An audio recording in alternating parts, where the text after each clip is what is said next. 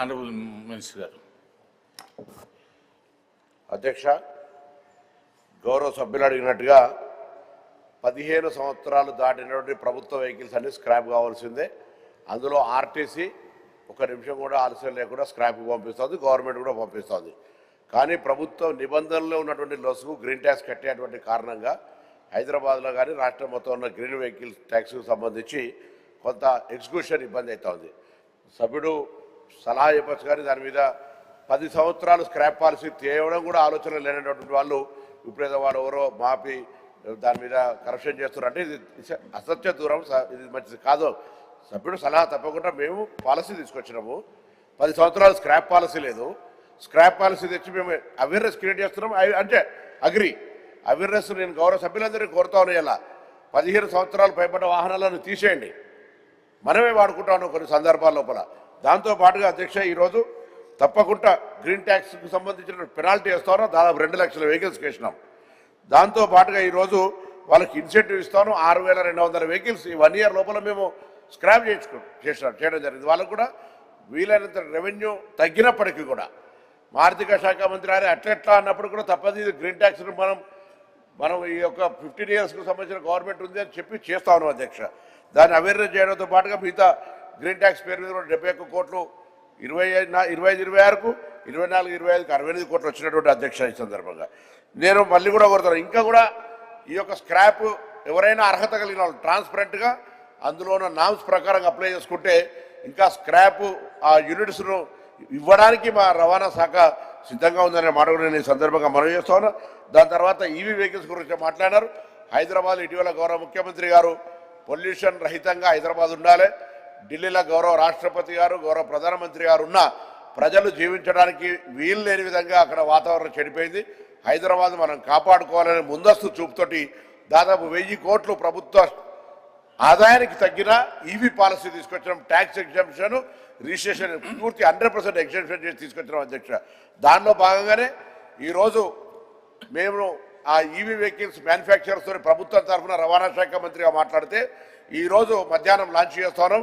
తెలంగాణ ప్రభుత్వ ఉద్యోగులకు, అది టీచర్లు కావచ్చు, పోలీసు కావచ్చు, గవర్నమెంట్ మొత్తం తెలంగాణ ప్రభుత్వ ఉద్యోగులకు 10 నుంచి 20% రాయితీ ఇవ్వడానికి కూడా అదనంగా వాళ్ళు ట్యాక్స్ ఎగ్జంప్షన్ రిజిస్ట్రేషన్తో పాటుగా 10% ఎగ్జంప్షన్ ఇవ్వడానికి కూడా వాళ్ళు ఒప్పుకున్నటువంటి సందర్భము.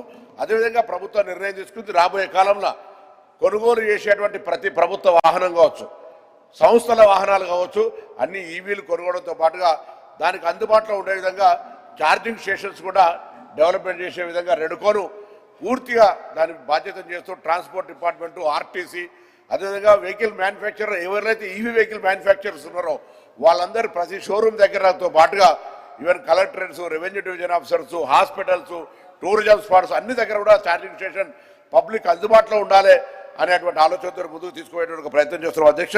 దానిలో భాగంగానే హైదరాబాద్లో ఉన్నటువంటి అన్ని పెట్రోల్, డీజిల్ ఆటోలన్నింటినీ ప్రభుత్వ ఖర్చుతోటి రెట్రోఫిట్ చేసి హైదరాబాద్ క్యూర్ ఏరియా లోపల ఒక్క ఆటో కూడా డీజిల్, పెట్రోల్ లేకుండా అయితే ఈవీ లేదా ఎల్పిజి, సిఎన్జి విధంగా ఉండే దాని కొరకు ప్రభుత్వం నిర్ణయం తీసుకుంది. దాని కొరకు బడ్జెట్ డబ్బులు కూడా 200 కోట్లు కేటాయించడం జరిగింది.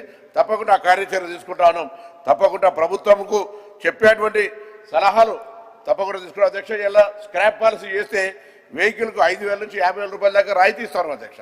ఇది సామాన్య విషయం కాదు. ఇది ఇటువంటి ఇచ్చే సందర్భంలో ప్రజలను కూడా కోరుతున్నాం, మీ ద్వారా పొల్యూషన్కు కారణమవుతున్నటువంటి స్క్రాప్ 15 ఇయర్స్ దాటిన వాహనాలు ప్రభుత్వం తరఫున ఇది మ్యాండేటరీ.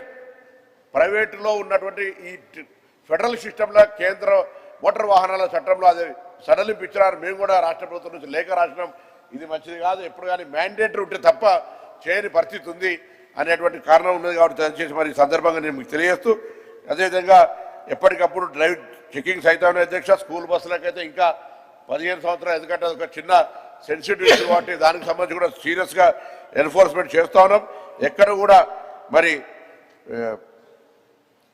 నేను ప్రభుత్వం తరఫున కూడా నేను గౌరవ ఎమ్మెల్యేలు, ఎంపీలు, కొత్త నేను ఆర్థిక మంత్రి గారు కూడా మొన్న ఈ మధ్య కోరినాం సార్, ఈ మేము తిరుగుతున్నటువంటి ఆ పాత ప్రభుత్వంలో ఉన్న వాహనాలు కొంత దూరం లాంగ్ జర్నీ వస్తే ఫర్ లోకల్లో ఎక్కువ పెట్రోల్, డీజిల్ కన్జంప్షన్ వస్తుందండి. ఈవీ వెహికల్స్ కొని అందరికీ కూడా ప్రభుత్వం తరఫున ఎమ్మెల్యేల వాళ్ళకు లోన్కు సంబంధించినటువంటి విషయంలో కూడా మరి పాజిటివ్గా ఉంది అనేటువంటి మాట కూడా ఈ సందర్భంగా మనం చేస్తూ మరొక్కసారి గౌరవ సభ్యులందరికీ, నవీన్ గారికి కానీ మరి శ్రీనివాసరెడ్డి గారు కానీ రాజు గారు లేరు. ఎవరైనా గౌరవ సభ్యులందరికీ మీ వాహనాలు కూడా ఈవీ వాహనాలుగా వాడండి. ఇవాళ 500 కిలోమీటర్లు తిరిగేటువంటి ఛార్జింగ్ కెపాసిటీ బ్యాటరీస్ వచ్చినాయి. అన్ని కంపెనీస్ ఈవెన్ మహేంద్ర కావచ్చు, లేకపోతే ఇతరత్ర అనేక కంపెనీ హైబ్రిడ్ లేదా ఈ విధంగా కంపెనీస్ వచ్చినాయి. ప్రొడక్షన్ అవుతా ఉంది, కంఫర్టబుల్గా ఉంది, మంచి డిజైన్లలో వచ్చినాయి, వాడుకోమని చెప్పి నేను ఈ సందర్భంగా కోరుతూ పొల్యూషన్ కాపాడడం లోపల మనమే రోల్ మోడల్గా శాసనమండలి సభ్యులందరూ ఉండాలని కోరుకుంటున్నాను. మీ దగ్గర మీ పరిచయస్తులే మీకు సంబంధించిన ఎవరైనా ఈ 15 సంవత్సరాలకు భయపడుంటే దయచేసి ఒకటో రెండో చెప్తే మిమ్మల్ని కూడా సోషల్ మీడియా ద్వారా మా గౌరవ సభ్యుల స్పందన మేరకు ఇది జరిగిందని అది ఒక ప్రచారంగా వాడుకుంటామనే మాట మనవి చేస్తూ నమస్కారం తెలియజేస్తున్నాను. Please subscribe to the channel and download the Politicos app from the links in the description.